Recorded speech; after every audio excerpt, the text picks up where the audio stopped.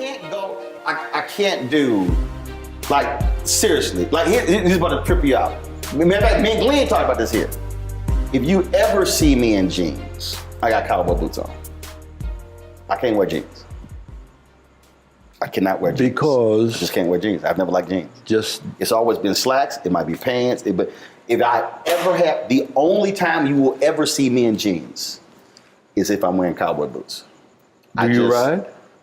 Yeah, I haven't ridden in a while, but that's just, yeah. So I wear, I got about 20 You're pair of cowboy appropriately boots. dressed. Yeah, but I don't know what it is. Even when I was in high school, I didn't necessarily like jeans. I had like 2 pair.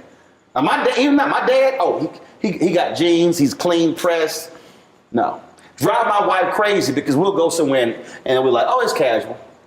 I'm getting dressed. She's like, what you doing? She's like, it's casual. I'm like, hell, this is casual. Like, what you talking about? Like, she'll throw some jeans on, her tennis shoes, or some shoes like that, whatever. I can't do that. Can't do it. Cannot do it. I couldn't even wear some shoes like that with some slacks. It would have to be loafers. It would have to be, I can't. You're a very interesting man. Well, but it was a trip because my dad would do this here. We would be sitting in the living room watching TV or something. All of a sudden, he'd be going to the bathroom and he's showering and he'd shaving and everything. And we're like, where he going?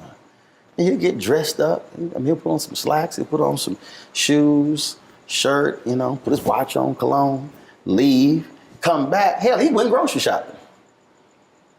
Oh. Whoa. The idea, he wasn't putting no sweats on going. So I saw that. And so we were just, so growing up, yeah, I wore more slacks to school. We don't dress code, but it's just, I'm absolutely comfortable in a suit, slacks, dress shoes. Church would be over on Sunday. We would be cooking in it. We'd be lounging around. Mom was like, y'all gonna change clothes? No, we fine. Me and my brother. It's nothing. Yeah. Okay. That's what I'm saying. So the idea of, cause see the thing for me that's about, I love watching old photos of black folks from the 20s, 30s, 40s, who, in the case of, especially the cats in Chicago, who came from down south, they would wear them overalls all weekend, but come Friday night, Saturday night, church on Sunday, they clean. And I love looking at these old photos or videos and black folks dressed to the nines. Not the casual. So it's just something about that. Our sense of style. But you know that. That was the whole deal. That was the whole deal with Shaft. Yeah, that's Gordon Parks. That's Gordon Parks to the bone. I mean, he is singularly the most elegant man I had the pleasure of knowing. I never got a chance to meet him. Sorry? I never got a chance to meet him. Oh. But everything, I've seen the documentaries and the books, it was all. He wrote a song that, what's his name? The minister who died, Don't Misunderstand. Mm-hmm. Gordon wrote that song, and it's the epitome, encapsulation of the Shaft character. Mm-hmm. But it's all Gordon. Don't misunderstand, you are no concern of mine. But in case you're free sometime and need some time, with me sometime, I can hold your hand. I can't think of his name. O.C. Smith. He sang the song, that was the Shaft 2. Mm-hmm. And I listened to that song, wait a minute. This is Gordon Parks. and And the thing about, again, everything I've read, the documentaries, I mean, it was the style, it was the attitude, and the fact that he believed I could do whatever I want to. So, you know, the sonnets and the operas and the movies and the plays, and he's an artist, he's a photographer, he's a magazine editor, making movies. I mean, we talk about Renaissance man. Yeah, yeah. That was it. That was it. Back then, they didn't have traffic control.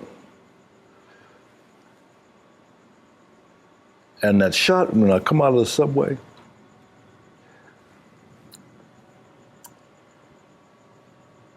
here's what I want you to do. Oh, we got a camera up there. We got a camera up there. And one other.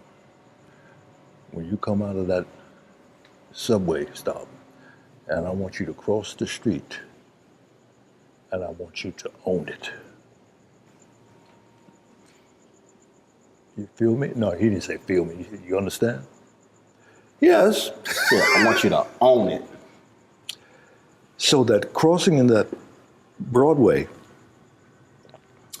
that was improvisation when that taxi cab driver honked his horn. It was all in the moment. And I'm so proud of that because he gave me the license. Probably singularly, one of the best directors I've ever worked with. And I've worked with a lot. Mm-hmm. This woman who was directed me in Cherish the Day, sister, came very close. Young girl, young woman. She was magical. And she hasn't been in the business that long. Mm. But you remember the special ones. Mm-hmm. And you never forget the a-holes.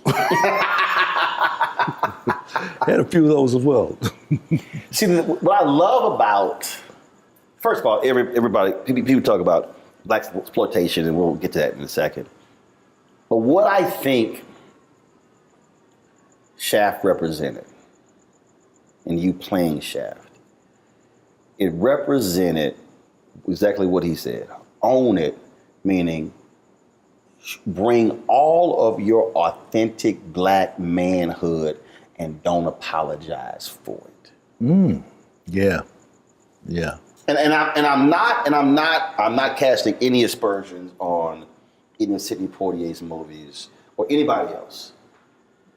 But the thing about, as I look at you in that role, I think about Harry Belafonte, as I think about Sidney Poitier, it's I'm gonna bring all of us to this thing.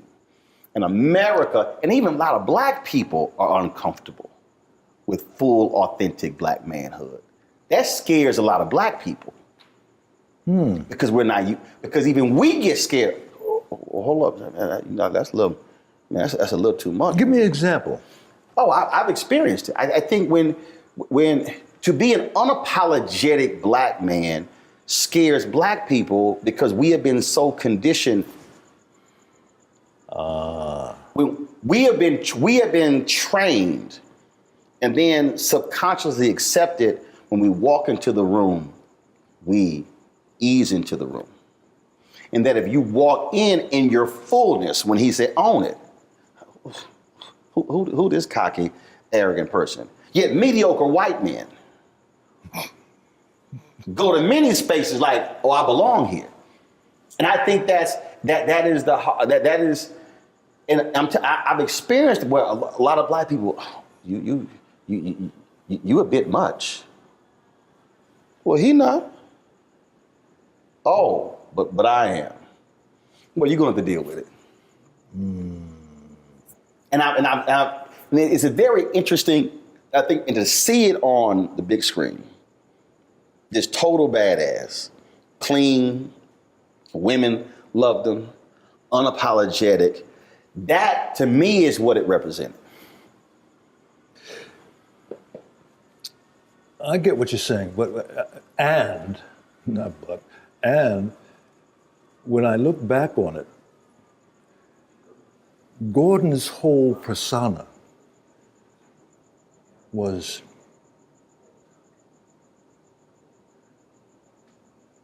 a total at ease with who he was. Yes. That's what you're saying. Yes. Under any circumstances. He belonged in whatever room he was in. Yeah. Because the studio didn't want me to have a mustache. Gordon said, no, you will have a mustache if I gotta paste it on every morning. Because for black men. Hello.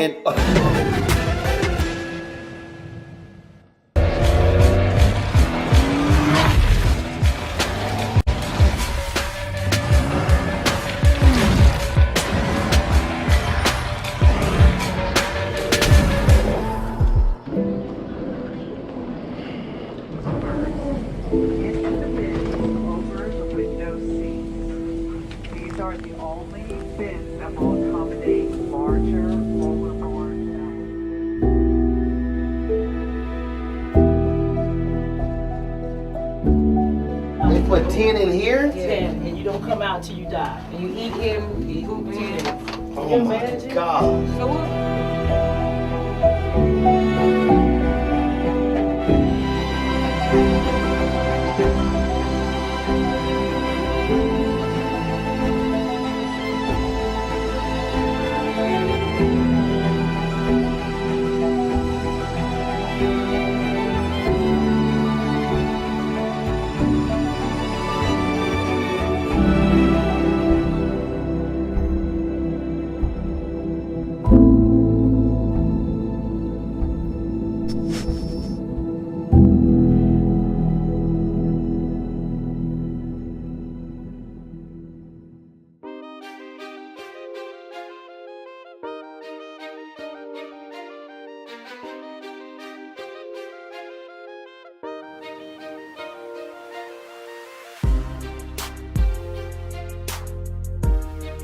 My brother's an Alpha. He played Spring 87. I played Spring 89. So you get to shave all facial hair. I did not come home after I pledged until a mustache grew back. Whoa. Because I can't.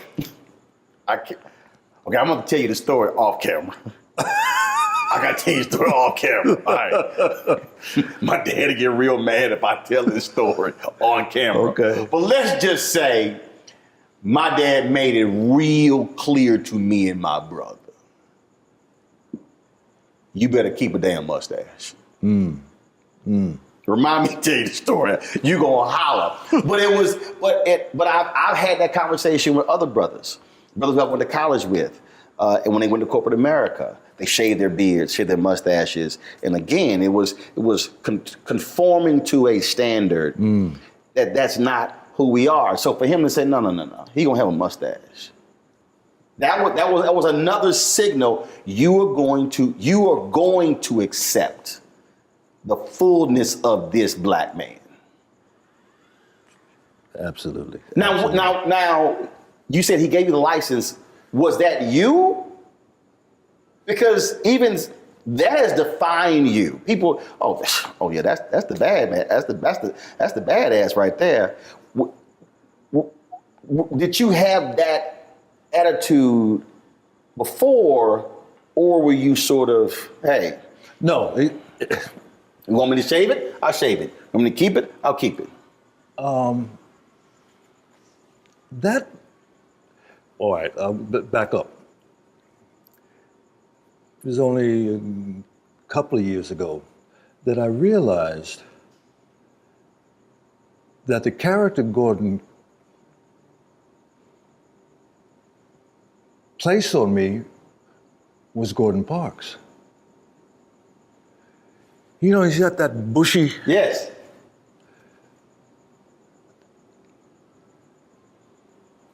It's hard for me to even separate who he is from that character that was depicted on the screen. His mannerisms. I don't know if you remember, there was a scene where I'm looking for the gang leader, the black gang leader. I'm up in Harlem and I'm knocking on doors and say, "Have you seen?" And he comes out. He did what's that old actor who always put himself in his movies? It doesn't matter. But he opens the door and got. No, I ain't seen him. He owes me back money. And I looked at that. Wait a minute. That is Shaft. You can't separate the two. That's who he is. Gordon Parks. Clean, always clean. Always. Always. Always. I still tell the story, and I love when you told me this, how you used to get really upset that people kept calling you that. And your daddy said, I tell people that all the time. I talk about that story all the time. How your daddy was like, please. Basically, son, you tripping. Yep. A lot of people leave this earth not being known for nothing. Shut up. The reason I tell that story, because it's also the influence of a black father on a son. And I talk a lot about my dad. Mom has been in my life. They've been married 54 years. Great, wonderful. But there is something I believe that is different, that is vital. What a dad says to a son, trains a son, raises a son. What was your relationship? My dad, interesting man, deeply religious. I mean, we went from the Union Baptist Church till the church fell apart, and he got in with his sisters, Pentecostal. Later became a Pentecostal preacher. And it's the old thing of Sunday, he went to Sunday school, morning service, went home, and came back for BTU. All the experience. Yeah. He was a very strict man, to the degree in which my grandmother, Miss Lucy, lived to be 103 years old. If we did something in the neighborhood, the whole neighborhood knew. Mm-hmm. And she made us go out and get the switch. And she said, "You just wait till your daddy gets home." And you like, you got it, you good, like you handling it. My dad would come home, and my brother and I'd be upstairs, feigning asleep. Never worked. No. Come on down here, boys. We're about to have a party. He called a party? Yeah. Oh, yeah. Yeah, we're about to have a party. Dad, I won't ever do it again, but no. And I look at these kids today, in my own kids. Right. Y'all don't know what you're missing. I told my nieces that. I said, y'all couldn't live in the household I grew up in. I said, y'all could not have survived. I said, you would be losing out of your mind. Because they had pushed me a little too far. And when I snapped, I said, y'all have no idea how close I am slapping the shit out of you. My dad When he got upset, he couldn't talk. The Watkins man came to the door one day, knocked once and opened the door and started,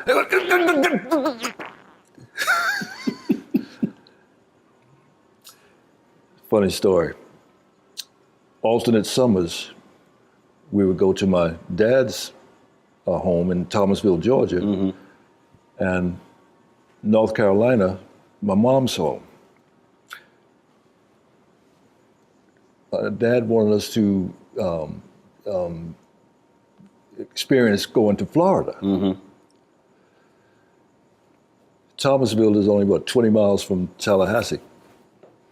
So my cousin, my brother, my sister, my mom and dad, we get in the car and we go to to Tallahassee. And we pull up at this general store. And this white kid is riding a bike on the wooden planks in front of the store. And Terry gets out of the car and walks up to the kid and said, "Can I ride your bike?" And the kid look at him like, he didn't say anything. "Now come on, just have a ride." Terry takes the bike and is just about to get on it.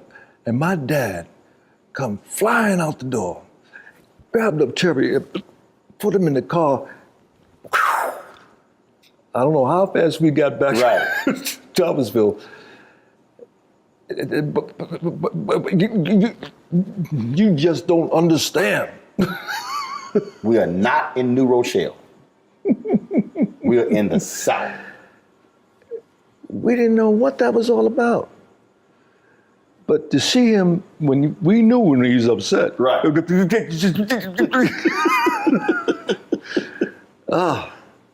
That Watkins man, he never did that again. Weekly, he would come by. Right.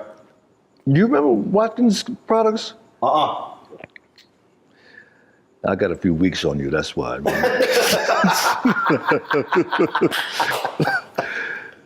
But that was part of the neighborhood. The Watermelon Man, the Good Humor Man, the Watkins Man.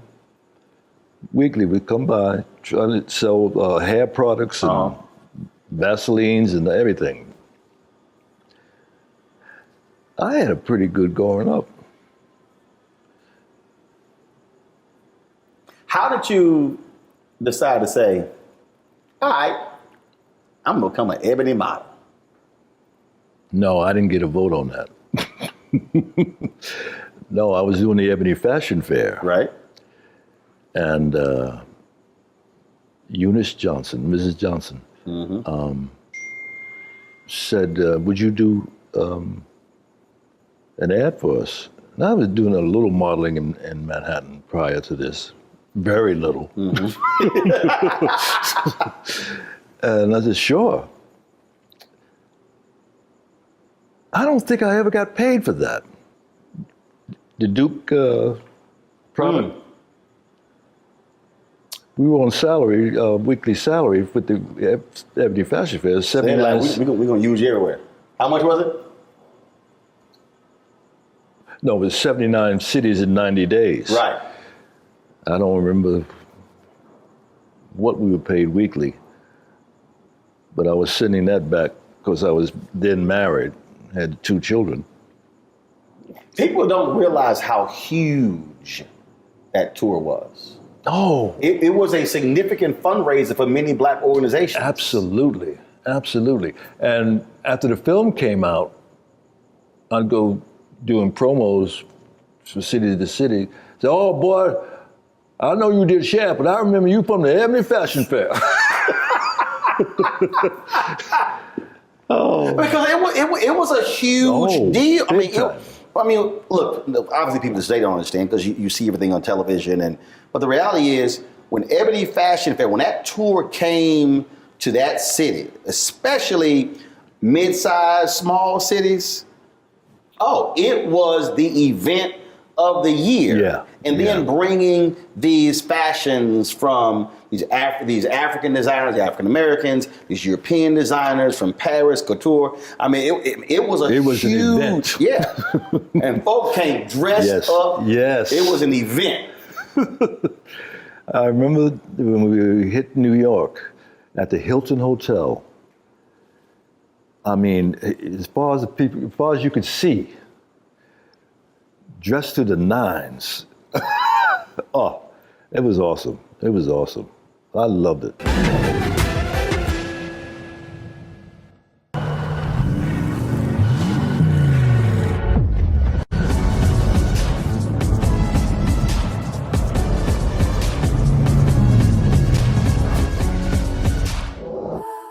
Pull up a chair, take your seat. The Black Tape with me, Dr. Greg Carr, here on the Black Star Network. Every week, we'll take a deeper dive into the world we're living in. Join the conversation only on the Black Star Network.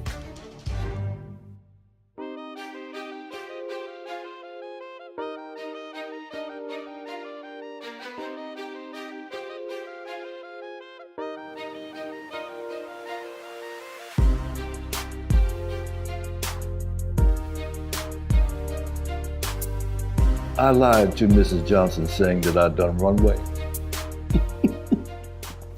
We had dress rehearsal, more or less, in Gary, Indiana. Mm-hmm.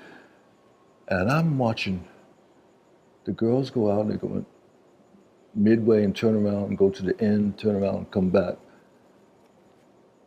I said, I can do that. Like they're still walking. But I can't do it like they do it. Right. To this day, I don't know what I did, but when I came out, went down to the end of the ramp, the place went crazy. Oh, I like this. That was a monumental moment for me. Mm-hmm. And it wasn't until I got out in California at the end of the tour, Cosby threw a party for the Ebony Fashion Fair models. And during the course of the evening, we got to talking. And he says, so what are you going to do now? Well, I'm going to become an actor. Do yourself a favor. Go back to New York and learn your craft. That's when he was doing I Spy. Mm-hmm. And again, he's on I Spy. He must know something what he's talking about. Just a little bit. A little bit. And I did that. And I Learn went back your and joined. craft. Went back and joined the NEC. And that was an eye opener. Negro Ensemble. Yeah.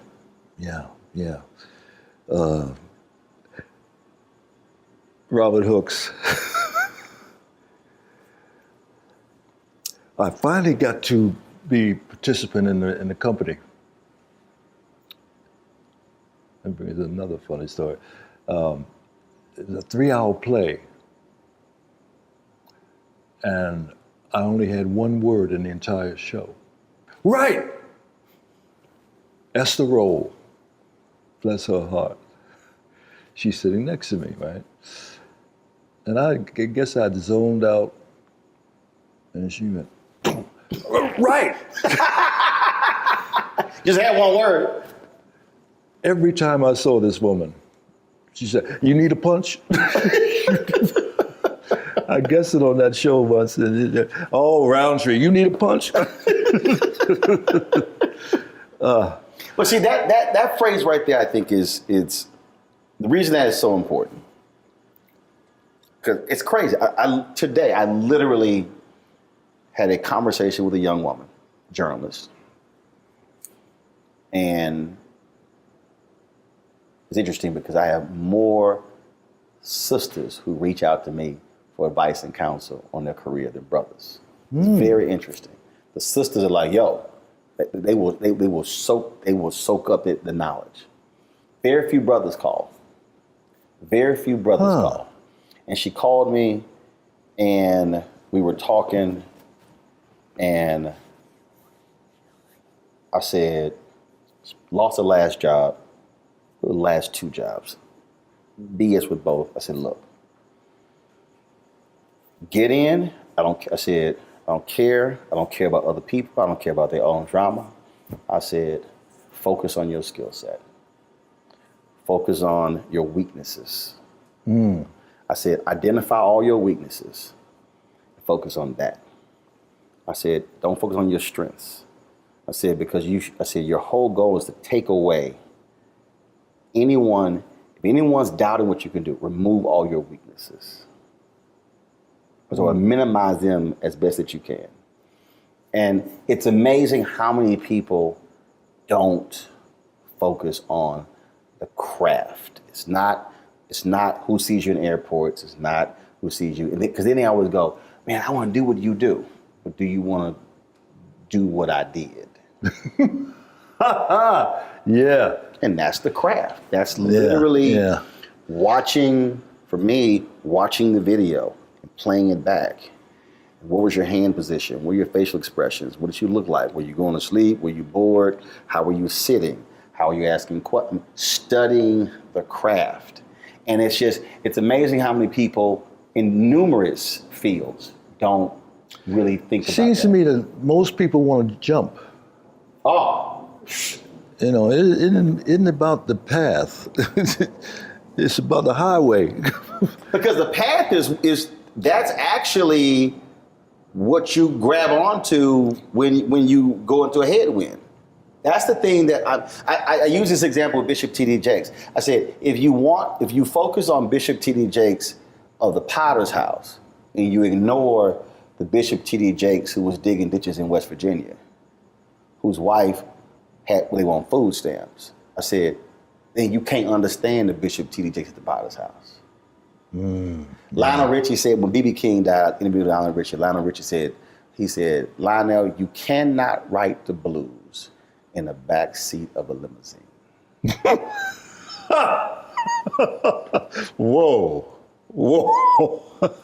That's the journey. Yes. That's the journey.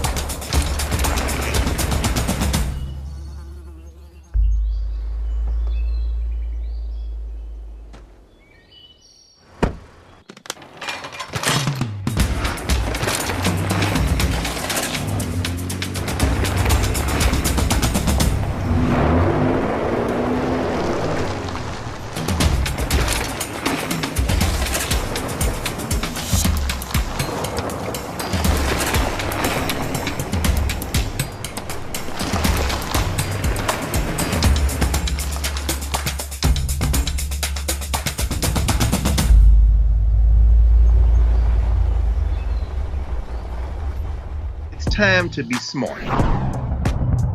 Roland Martin's doing this every day. Thank you, Roland Martin, for always giving voice to the issues. Look for Roland Martin in the whirlwind, to quote Marcus Garvey again. The video looks phenomenal, so I'm really excited to see it on my big screen. Support this man, Black Media. He makes sure that our stories are told. See, there's a difference between Black Star Network and Black-owned media and something like CNN. I got to defer to the brilliance of Dr. Carr and to the brilliance of the Black Star Network. I am rolling with Roland all the way. Honored to be on a show that you own. A black man owns the show. Folks, Black Star Network is here. I'm real revolutionary right now. Roland was amazing on that. Stay black. I love y'all. I can't commend you enough about this platform that you've created for us to be able to share who we are, what we're doing in the world, and the impact that we're having. Let's be smart. Bring your eyeballs home. You can't be Black-owned media and be scared. You dig?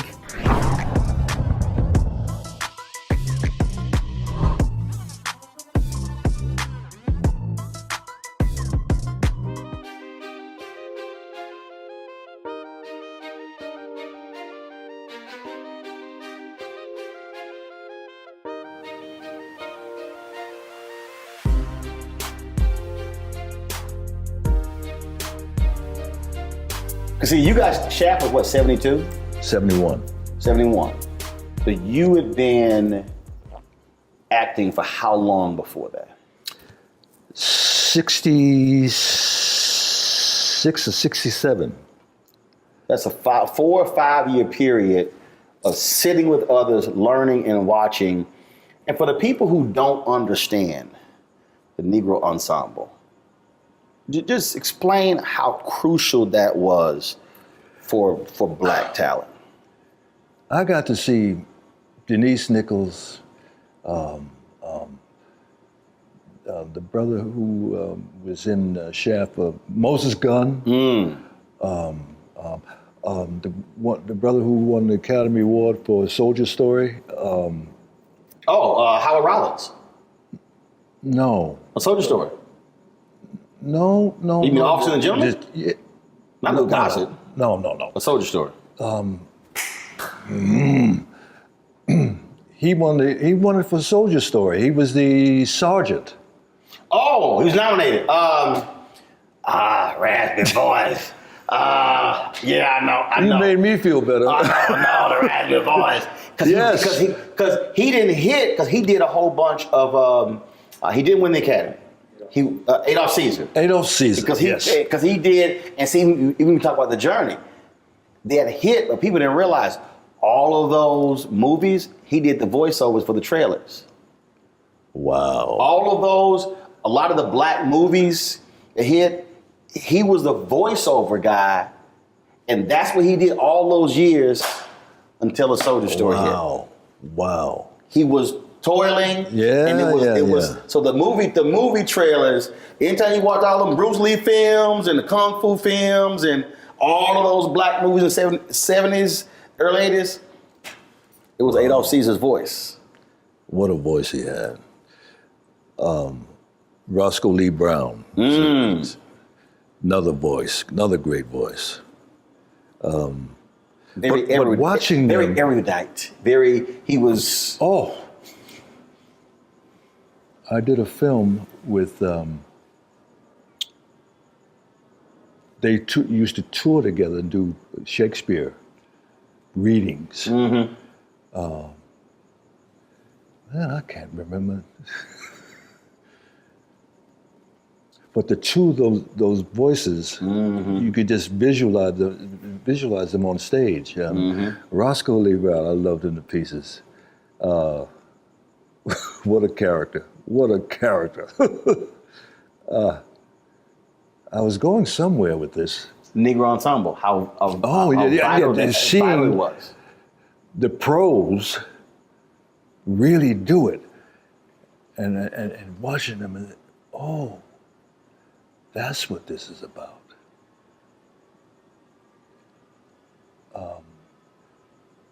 And I finally got into one of the performances, as I said, but I was trying to do modeling at the same time.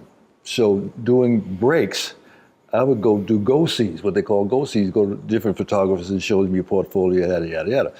And I'm sneaking back in one night. Robert Hooks called me, hey, Roundtree, you got to make a decision. Either you want to be an actor or a model, but you can't do both. That's when I started driving a cab in New York. Did that for 2 years. Driving a cab to allow you to be able to make some money, family, to pursue this acting thing. Absolutely.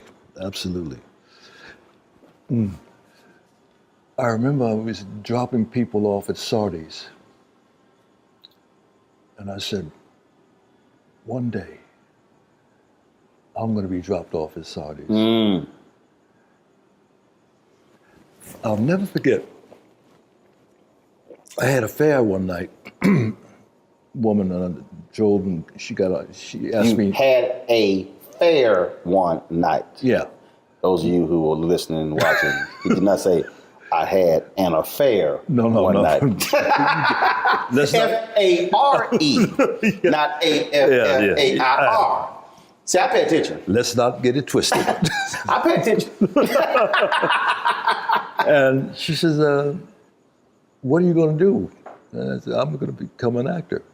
Dissolve come up again after the film had come out. I'm in Manhattan, and I don't know what this meeting was about. Well, she said to me, Richard, you won't remember this, but I was in your cab one night, and you told me that you were going to become an actor. She was in marketing for some BBD, or whatever. Right. Wow, really? And it came true. And that night at Sardi's, this was after Gordon told me that you got the role. I was in the telephone booth on 63rd and 3rd Avenue, across the street from Bloomingdale's. Mm-hmm. And that's back when you had to call in to see if you got messages. Right. Message was, call Mr. Gordon Parks. So I'll get in the phone booth, I drop my coins in and dial the number. And Gordon picks up the phone. Yes. Mr. Parks, this is Richard Roundtree. Oh, yeah, yes. Well, you know, it looks like you got the role. I didn't know whether I'll go blind. First of all, looked like, did I get it or not? Really? Okay, well, wait. You can't tell anyone because it's the end of the year to get lost in the press. We're going to announce it after the first of the year. Can I tell my parents? Oh, of course. Hung up the phone, and I'm walking around town, and my fellow actors and models saying, hey, you know what? Tree, I think I might have gotten that role. You hear this 2 or 3 different times. Right. You're like, did he come? Well, wait a minute. Was I dreaming that? Or Then Gordon calls me up. I call Gordon, and he says, we're having the press announcing you are the Shaft. You are Shaft. At Sardi's. Wow. Wow. I get in the limo, when I pull up at Sardi's, oh, Lord. What we used to call, I'm shitting in high cotton. Yes, in high cotton, yes. I get out, and all the press is there, and the actors, and I walk in, and Gordon announces, yes, this is Richard Roundtree, and he's going to play the character Shaft. Oh, magic. I got to share this with you. Miss Lucy, my grandmother,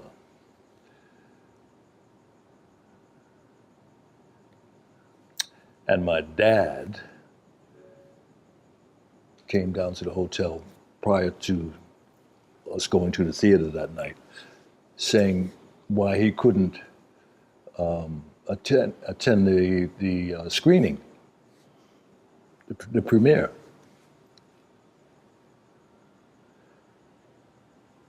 Okay.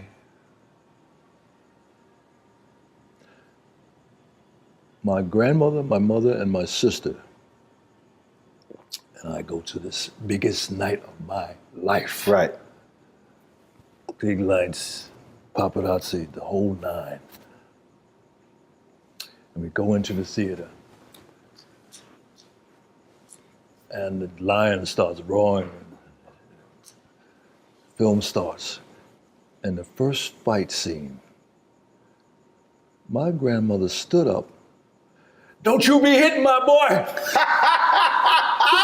The place fell out. Miss Lucy, no, this is a movie. Well, You sitting here like, no, I know my grandmother. she's 100% serious. Yeah. She was into it. She was in church. So Dad didn't go? No. Why? because he's a very religious man. He never drank, never smoked, never cussed, and didn't go to the movies. Wow. Did he ever see the movie? Whoa. I don't think so. I did a film with Tim Reed and Daphne, Once Upon a Time When We Were Colored. Yes, amazing film. Once Upon a Time We Were Colored. Yeah. Roger Ebert said it should have been nominated for the Academy Award. Oh. No, I remember. Oh. I have the DVD. That movie, I told T.D. Jakes about that. No, he was in the audience when I acknowledged the fact that one of the great moments in my life. Let me back up. My dad was out here visiting me one summer, and I sat him down and said, Dad, I want you to see something. And he sat there. And I'm sitting here. And when the film ended, well done. Woo, I still get chills. Roland, that was a moment. First time he ever said anything about what I was doing. I've been all over the world. People. But that moment. Oh! Johnny Roundtree said, well done.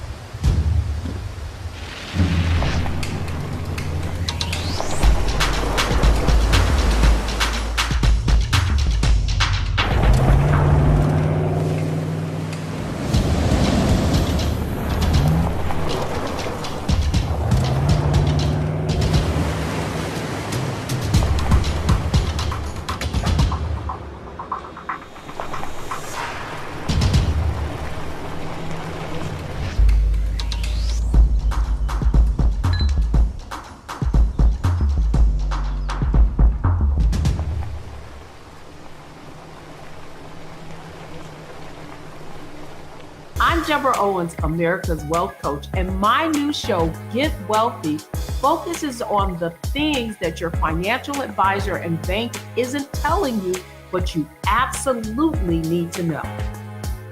So watch Get Wealthy on the Black Star Network.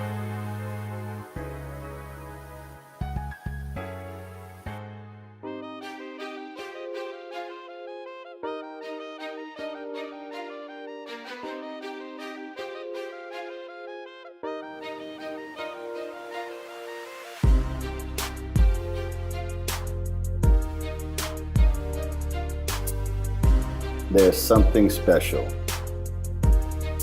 when the folks who birth you get to see the fruits of their labor. And not just see your work, but also to see how others respond to the work. For me, my dad sent me a similar text a few weeks ago. Watch the show every night.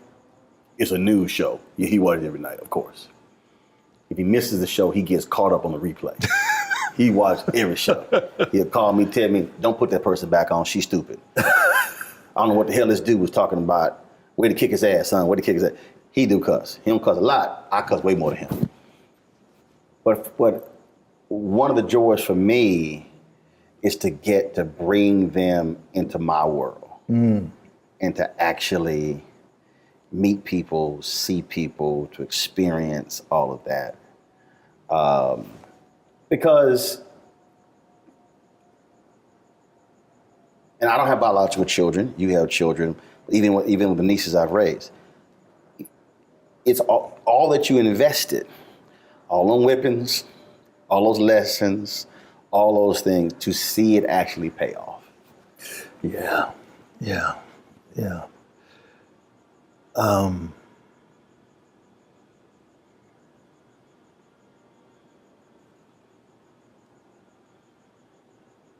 I can't say that I've experienced that with my children. To my dismay.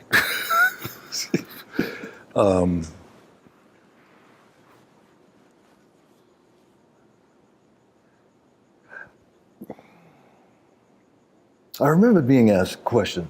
Oba Babatunde was doing a similar type thing that he was trying to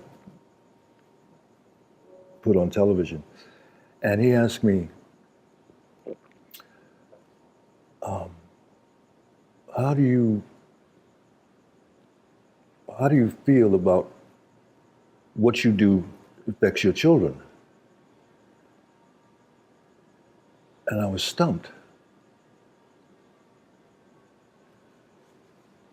The only one, my oldest daughter, who is going for her doctorate degree in race and ethnic studies? Yes. And she is so excited about it, and I'm excited for her. She was interviewed for a documentary that I did a couple of years ago now. I didn't know how much attention she paid. And she just, well, my dad, oh, yeah, okay. And she's the only one of 5. I don't know if I should say that. That calls me up just to call me up and doesn't ask for anything.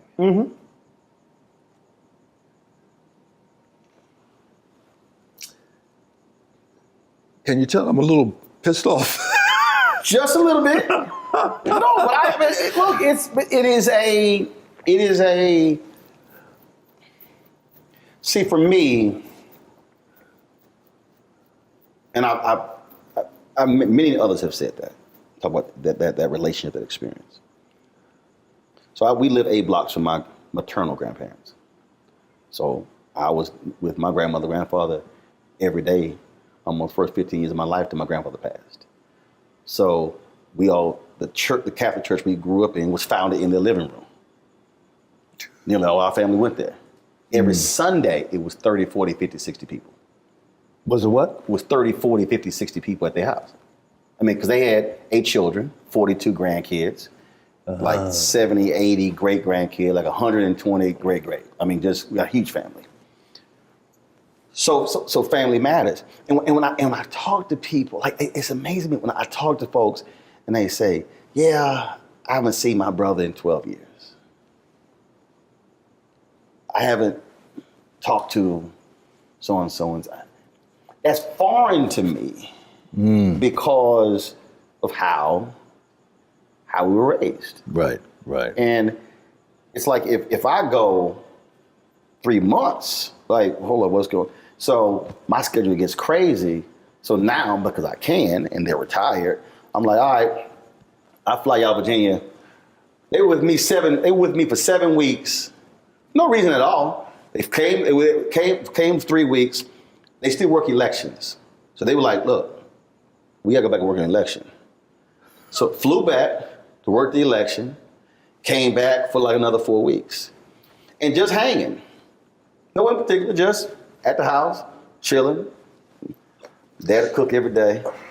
Mom, she be doing her stuff. And he just going places, watching TV, just being around, hanging around. And just, And other people, and it's interesting. It's very interesting. I talk to other people, and they're like, "Oh, I talk to my mom and my dad. Oh, they have these long conversations. I don't have those. I just call, yo, what y'all doing? We just talk whatever. But even when I bring, it's just like, yo, it's just being present. It's just being here. We don't have to do something. We don't have to go anywhere. It's like people are like, what are y'all doing? We chill in the house. Well, you know just what? enjoying each other's company.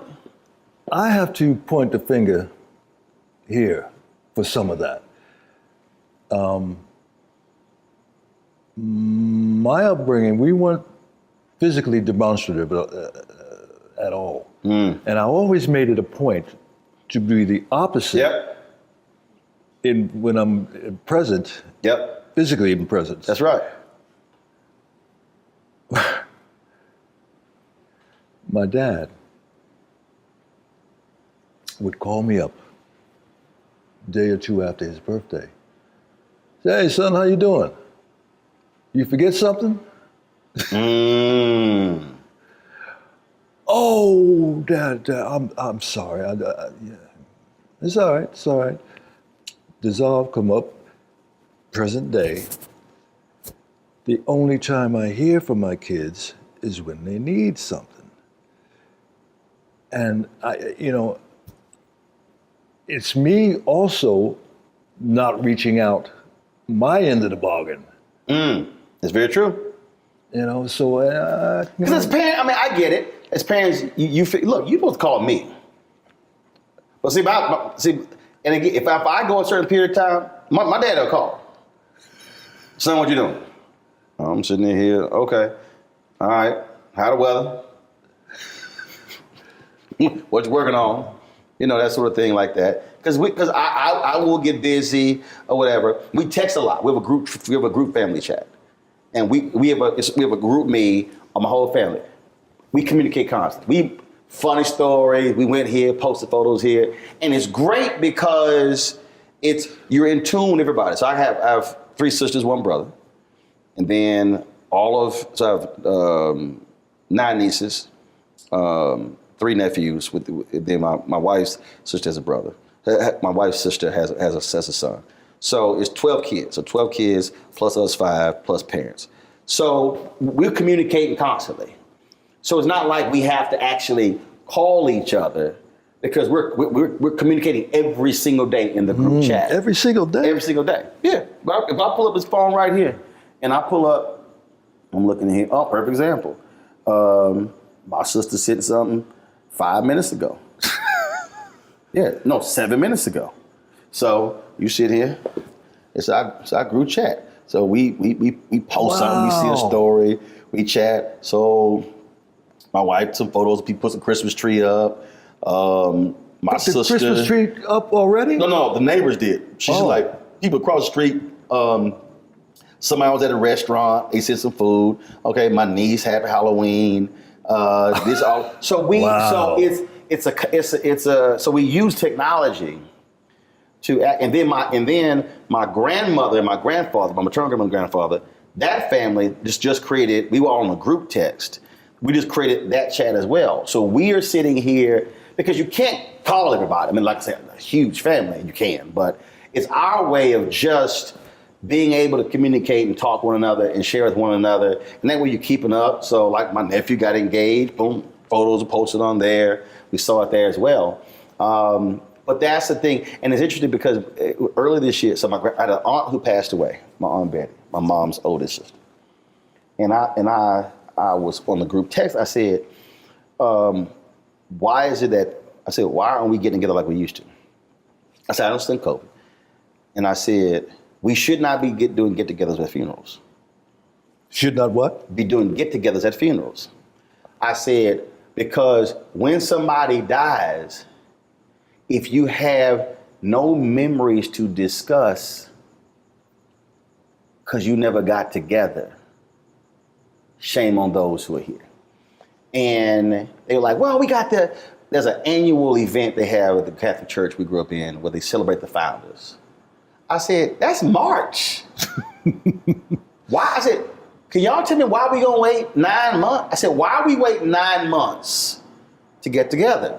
And as I'm saying this, my aunt, the second oldest sister, she dies within 6 weeks. So we go back for the funeral. And so I just told y'all, because at the end, one of my cousins, she died at 50. So we've lost 2 aunts and a cousin in the span of, in the span of like 4 months. I said, y'all, don't wait for March. So we're doing a Thanksgiving. I said, y'all, we literally grew up seeing each other every weekend. I have no memory of spending the night at a non-family member's house. I had too many cousins. I literally didn't have friends growing up. Wasn't no room. You invite no friend to the house for dinner. It's 42 cousins. Ain't no room. So, and so I said, y'all, why are we waiting? And I think what COVID has done, I think COVID has taught a lot of people why doing get-togethers are important. Why just, I haven't done it in a while, but when I used to come out to LA, I would do these dinner parties. And it was just, I said, y'all, I can't eat lunch with everybody. I can't eat breakfast or dinner. So let's just do a dinner party. And if you're in town, wasn't no dress code. You want to come dressed, you want to wear jeans, you want to wear shorts, it don't matter. They were like, well, I said, It was all by text message. It was literally, yo, I'll be there next week. We're going to meet at so-and-so's crib. You can make it. And then it'll be 60, 70, 80 people. And I call them. 60, 70, 80 people? Yes. You got to understand, I told you. That ain't nothing for me. We could cook for 60, 70, 80.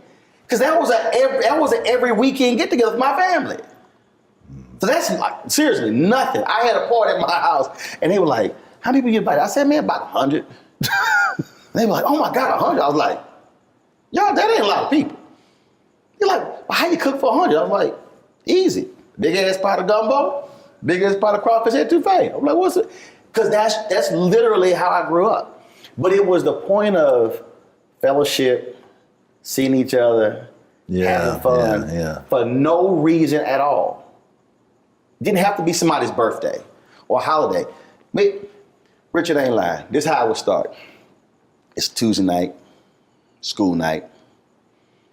And again, we live 8 streets down from my grandparents. Somebody might drop by my grandparents' house, see them. And they come by our house. All right, come in. The phone ring. Hey, what y'all doing? Oh, we're just sitting there talking to Lurdy, my aunt's, my mama's sister who just passed. Oh, really? Okay. What y'all? I'm gonna swing on by. All right, so they come on by. Then all of a sudden, they might call somebody. Yeah, I'm about to swing by Uncle Reginald and Auntie Melda's house. Oh, really? What y'all doing? Oh. Well, wow. Next thing you know, 8 people, 12 people, it's 15 people. Then, well, hell, we hungry. So, mama go cook something. Dad might be behind the bar playing music. We got school the next day. Man, this thing done turned into a family get-together. It's 20, 25 people on a Tuesday night. And we sitting here laughing, they drinking, eating, we doing all sort of stuff. Folks might break some cards out, whatever. And it turned to an impromptu, whatever, no reason get-together. Those are the memories that we have when we reflect later in life. Oh, remember that night? Or came by, or we had them all the time. They were, when I say it was a huge part of my entire upbringing, that was constant. The only time we had people at the house was on Sunday. Between services, the preacher, Reverend Hooper. Woo! Reverend Hooper. Did he get to sit at the head of the table? No. That was Daddy. Yeah. Yeah. And the bad part about it, with either my dad or Reverend Hooper would say blessing. And we looking at the food. And you like, I should have eaten a snack before this prayer. Yes. Oh. that went on, and we'd have my cousins there because my dad was pretty much the father to my 3 cousins. They call him Dad, as a matter of fact. That was the only time I could point to that even smacks at what you're talking about. It was, so for us every Sunday, it's my grandparents' house. It was so many of us, man, we would, summertime, my grandfather used to coach his sons and all the boys in the neighborhood to play baseball. So we had family softball games. I'm talking about we bring out the whole family play. We would go to the park, because we had that many family members. We could field 3 teams. 9-on-9 again. Where would the visiting team sit? No, I'm telling you, it wasn't no room. So we had enough players and fans. Wow. We had players, fans, and umpires. We could outfit the whole joint. Everybody would bring their bats, their gloves. I'm telling you, the whole family. That was my childhood. I'm telling you, I cannot give you a memory of going and hanging with another family. No, we were always together. It probably were 2 or 3 parties growing up that we went to. My dad would drop us off, and I remember one time he pulled up and he was like, "Okay, who are these people?" So he went inside. I need to know whose house this is. Whoa. Who y'all gonna be here? Cause his whole deal, he saw folk outside and they were drinking, he was like, yeah, come on, we all getting down. I'm telling you, I know, it was like, okay, so y'all the adults, okay, this your house? Y'all gonna be here the whole time?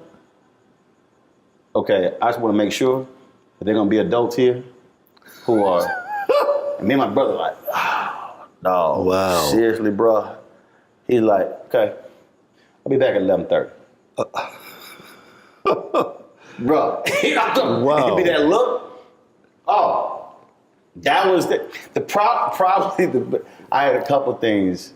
I mean, you grow up, you know, I'm just gonna leave him alone. Cause him crazy. Like just going, some people want to try their daddy. Mm-hmm. Nah, we weren't gonna go there. We gonna go there.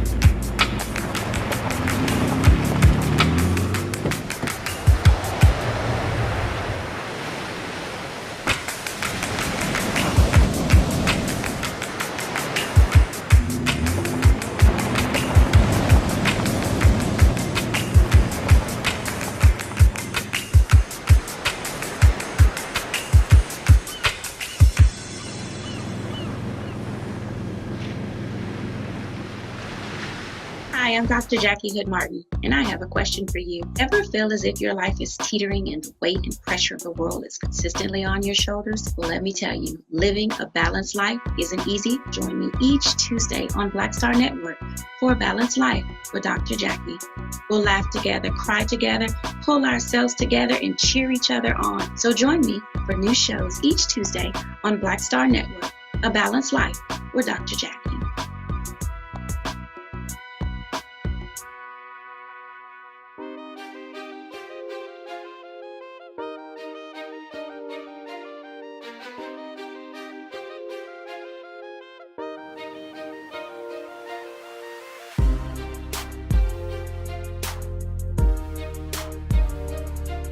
we went grocery shopping with my mom and my dad.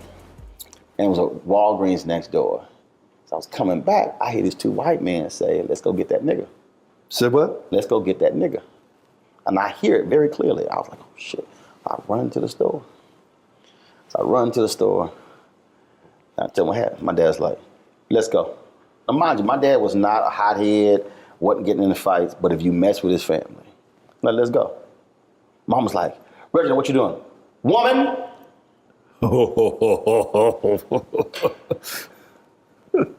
We ain't having this conversation. Look at me. Let's go. I'm looking at him like, where the hell we going? Like, I'm not trying. We walk out the grocery store. It was a Kroger. Hanging right, going to the Walgreens, going up the aisle. That them? No, they ain't them. Next, is that them? No, that's them. Walk straight up. Excuse me. Tell them what you just told me. I'm like, and then I tell a story. No, sir, no. We we're not talking about your son. No, we were just, that was another guy we speak. He was like, so you two had nothing to say to my son. I'm just checking. Yeah, have a good day. That's when I was like, this Negro crazy. I am not going to be trying him at April. That's straight up what happened. Richard is not the craziest thing. We went to go visit my grandmother from Kansas City. And my grandmother left when he was a child, when he was a newborn, because she was being physically abused by his dad. So my dad was born in 1947. He did not meet his mother until 1980. And he was looking for her his whole life. Finally found her. Very emotional when she called. So she first came to visit. So high school seniors, this is 1987, so 86. This is November 86. So we're going to Kansas City. And I worked at Steak and Ale only to make enough money to buy my class ring, my high school class ring. So I told them I can't work Thanksgiving. Like, well, you got to work. I said, look, we got a family trip. My dad's like, damn that job. He said, Steak and Ale, that's slave in hell. You are not staying home. Because first of all, he like, you ain't staying home and we gone. You come to I'm going to Kansas City. So I came back with no job. They said, you fired. All right. So I go and get my check. It's like, look, we busy tonight. We ain't got time to get your check. I come outside. I was like, now I know what's about to happen. I was like, I knock on the window. They ain't giving me their check. Cars running. Shit. Car, window up. He got his boots on, and he got his jeans on, and he got his cowboy hat. Man, we walk in there. We walk up to the, you'd imagine? No. I'm just the hostess. You want the manager? I go get the manager. He's like, go get the manager. Dang. So, manager comes up. He comes up like bouncing. So how can I help you? He got his hat. He's twisting it slowly with the brim. I understand y'all not gonna give my son his check.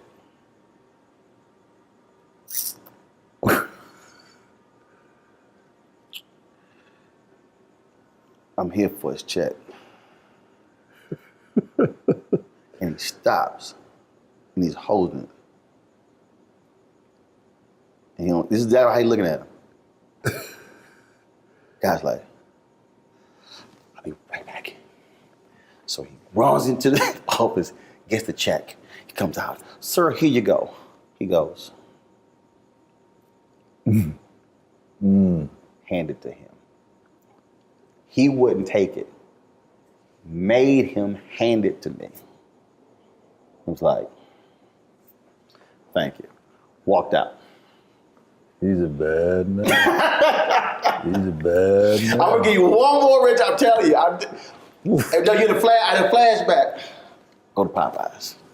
The manager, this dude, was rude as hell to my mama.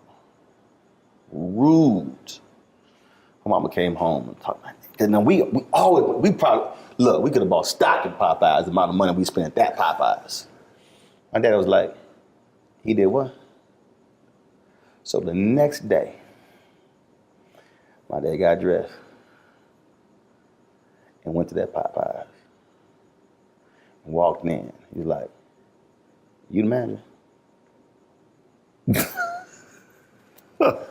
Yesterday, my wife came in here and bought some food, sat down,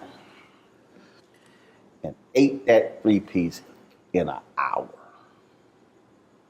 Staring at homeboy the whole time. I told you he crazy.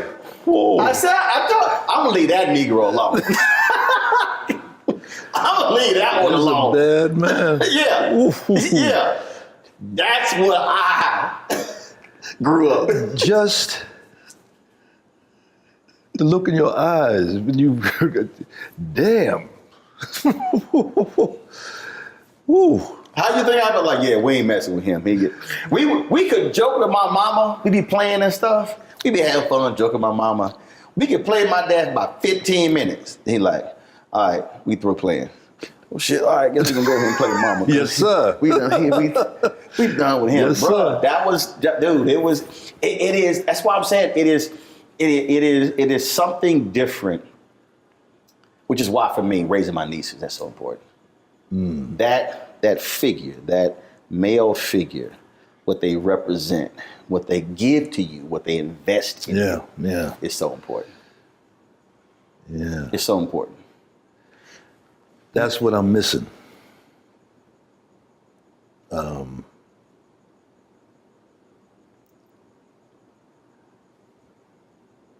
too soft.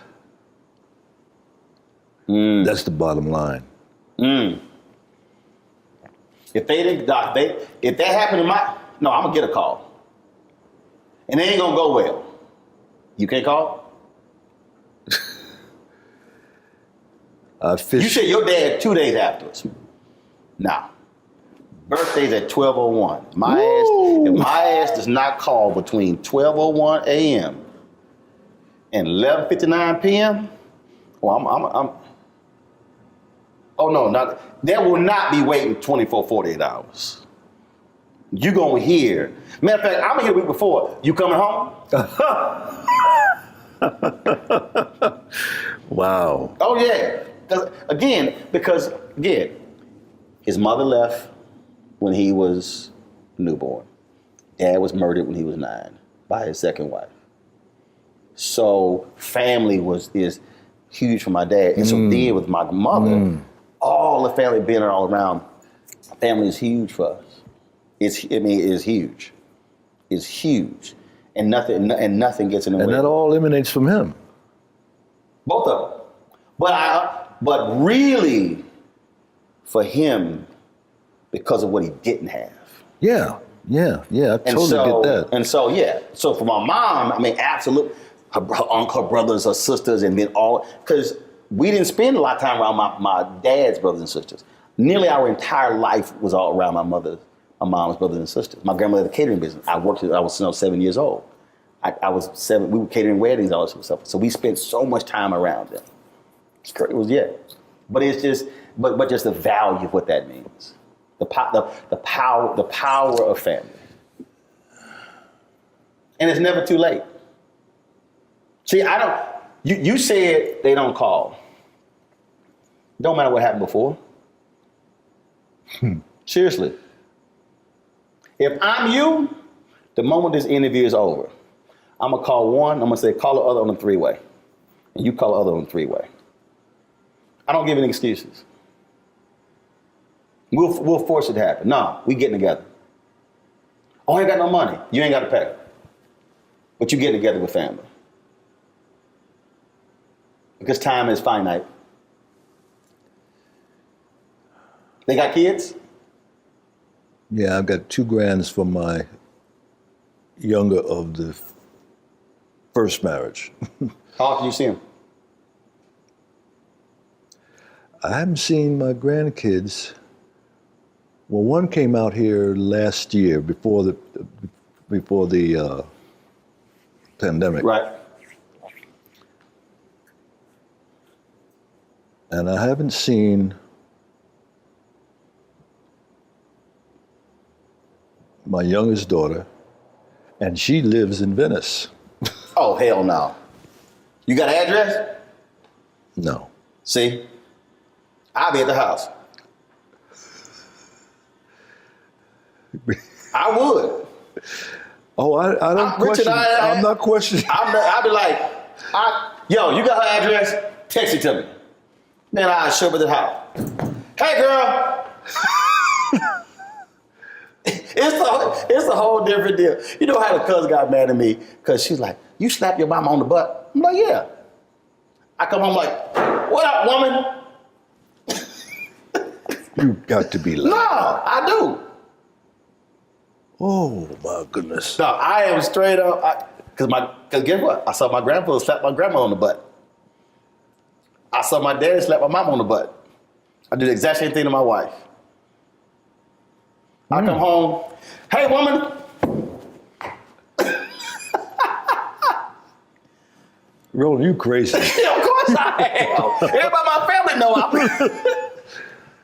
It's all love. If I didn't do that, she probably think I'm sick. She's like, boy, you crazy. I'll give her a noogie. I haven't heard that word yet. I do. So my mom's short. I'm like, come here, woman. Oh yeah. You come to my family gathering, you gonna be like, I see this whole family. Because we absolutely enjoy being around each other. Yeah. Even when people act stupid. Even when people act stupid, we do that. It's such a difference. There's two sides of my family. My mother's side, crazy. My dad's side, they're all preachers. Right. Very religious. But I enjoyed being around my mother's family. I mean, because y'all had fun. Johnny B. He claimed, I don't know if it's true or not, that he played guitar with Basie back in the day. Mm-hmm. They're all World War II veterans. My Uncle Elmo, Johnny B. And my grandmother had 10 children. She outlived all but one.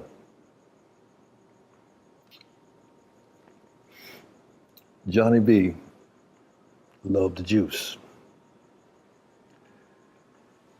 And he was over to dinner at our house one night with his girlfriend.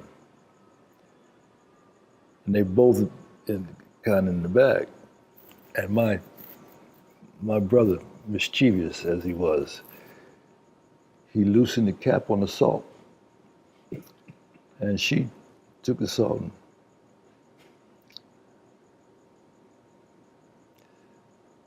and Johnny B, that's the way he laughed. Oh, I forgot to add that she was a big woman. Tree, you know why I love her? Because there's so much of her.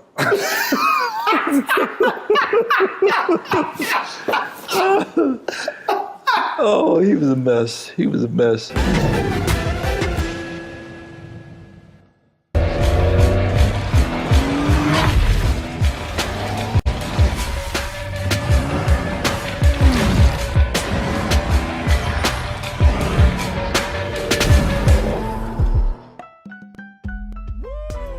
Impacted by the culture, whether we know it or not. From politics to music and entertainment, it's a huge part of our lives, and we're going to talk about it every day right here on The Culture with me, Faraji Muhammad, only on the Black Star Network.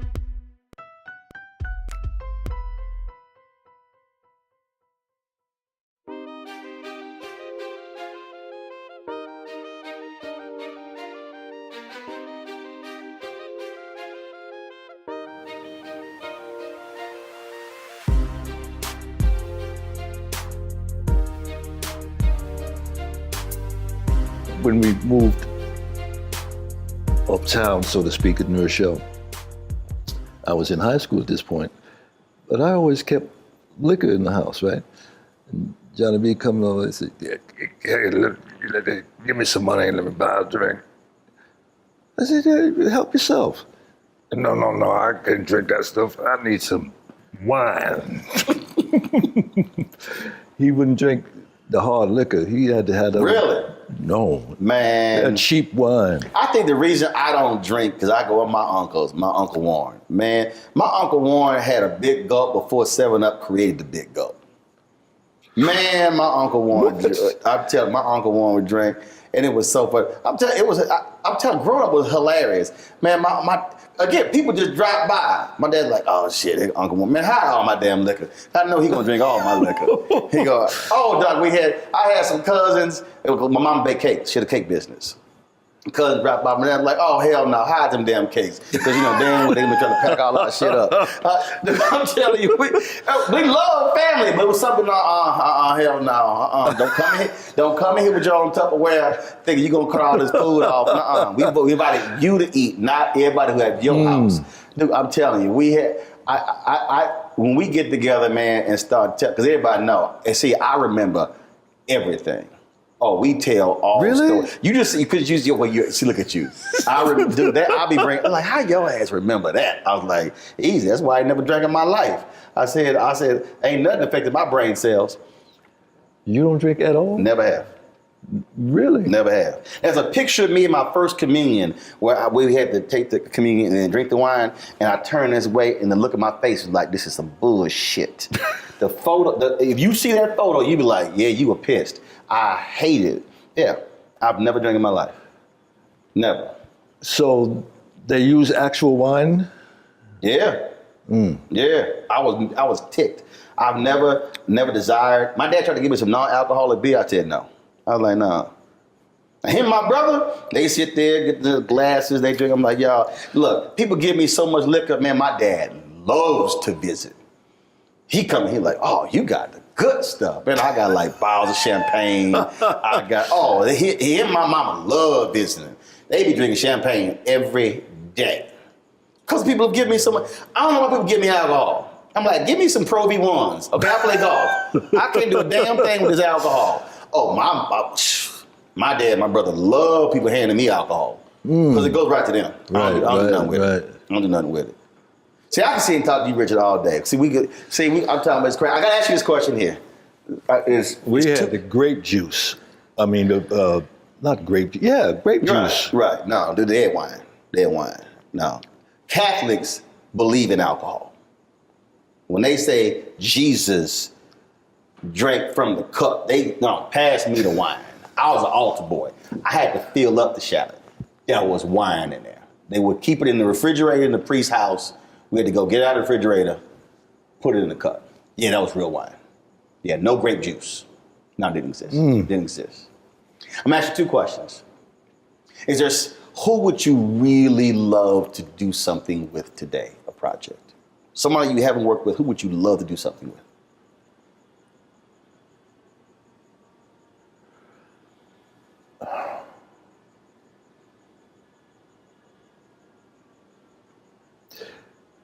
Actor, director, doesn't matter who it is. Black, white, doesn't matter. Interestingly enough, tomorrow I have my first meeting with Jane Fonda. Two OGs. Yep.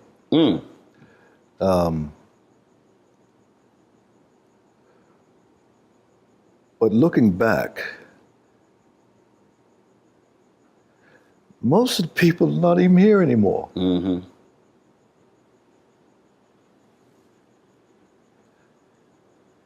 I would have loved, Denise Nichols, I would love to do something with.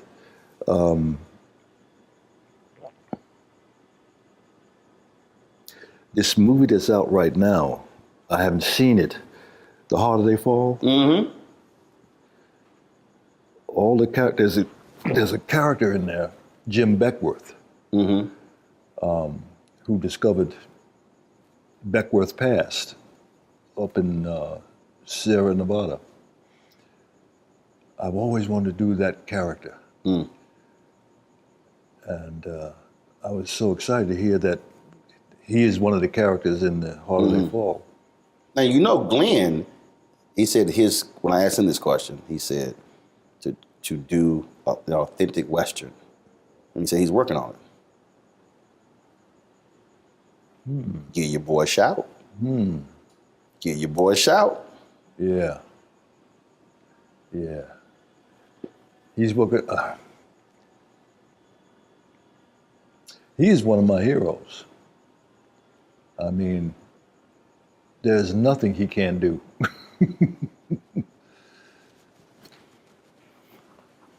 Last question.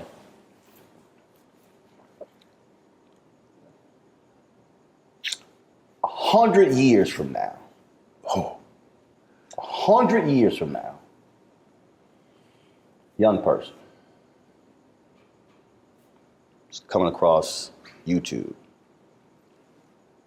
They're streaming something.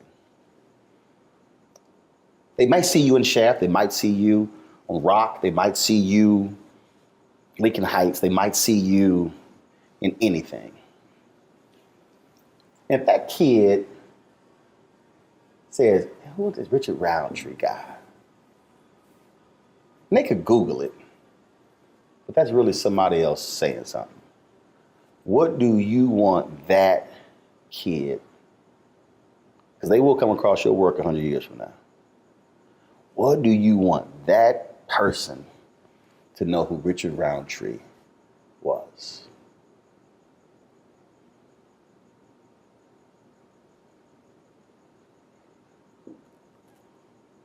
Classic gentleman.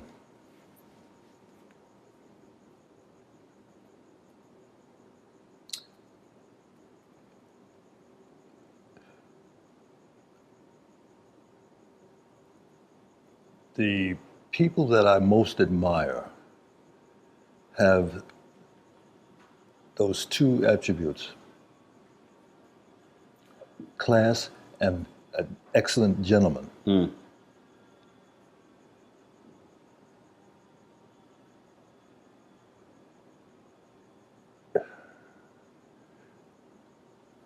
Gordon, Sidney P. There's a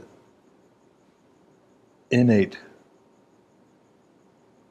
classiness that you immediately hone in on.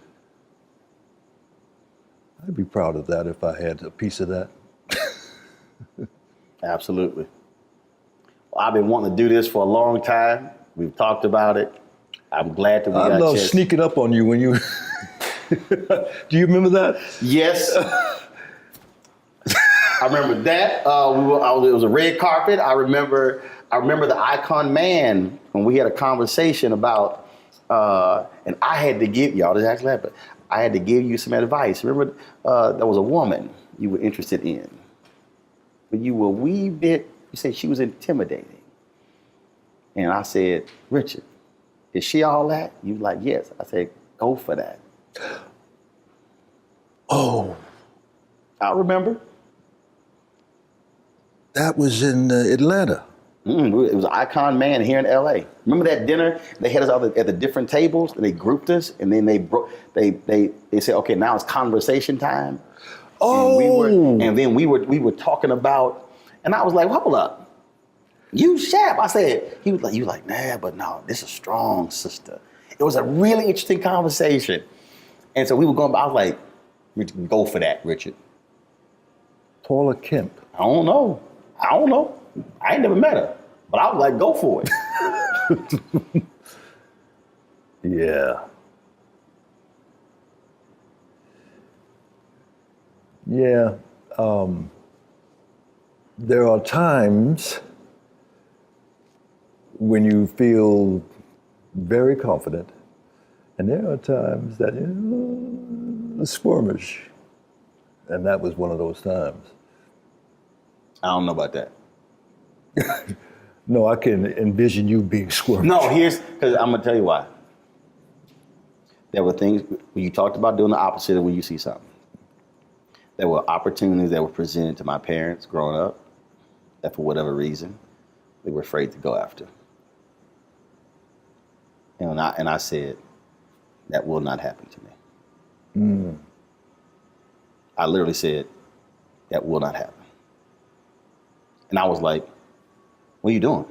There were people who wanted my dad to run for city council in Houston. My dad was like, my parents didn't go to college. We didn't like we had money. Parents never made more than $50,000 combined. But they were so committed to civic duty and purpose that people saw that and it was authentic and they said, you should run. For whatever reason, chose not to. But I was a kid, I was 13, 14, and I saw it and I was like, that will not happen. And my dad introduced me in this church and he's like, I don't know where my son gets it from. I'm like, I get it from my parents. But I decided then, if I want something, I am going after it. And I will be relentless. I'll be fair, I'll be decent, I'll be respectable, but I will be relentless in getting it. Somehow I get that from you. Somehow. Been that way since I was a teen. Been that way since I was a teen. That's what drives me. My brother, great chatting with you. Thank you. And you know, I love you. Love your work. It's always good chatting with you. Absolutely. Always. Thank you, brother. Yes, I appreciate sir. it. Appreciate it.